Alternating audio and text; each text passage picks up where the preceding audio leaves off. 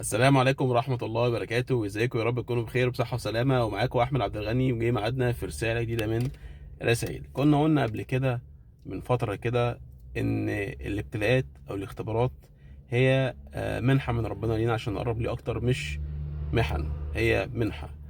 النهاردة جايين نقول إن الألم قوة مش ضعف. مثال بسيط قوي هيوضح ليه أو إزاي الألم قوة مش ضعف، والألم يقوينا مش يضعفنا. الطفل الصغير لما بيجي يسنن بيبدأ يحس بألم كبير لما بيبدأ يسنن أسنانه، والألم بيزيد لما بيخش على أنيابه، والألم بيزيد أكتر لما بيخش على ضروسه. في النتيجة بعد كده إيه اللي بيحصل؟ إن أسنانه وأنيابه ودروسه بتطلع، فبيبدأ يبقى قوي، فكه قوي عشان يقدر ياكل ويبقى تعامل مع الأكل والحاجات النواشف بكل سهولة ويسر.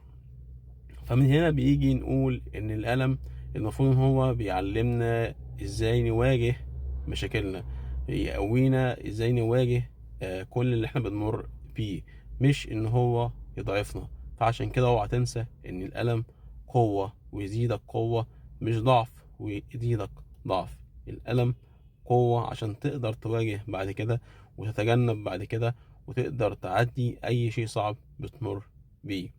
اشوفكم على خير في رسالة جديدة من رسائل احمد عبد الغني، والسلام عليكم ورحمة الله وبركاته.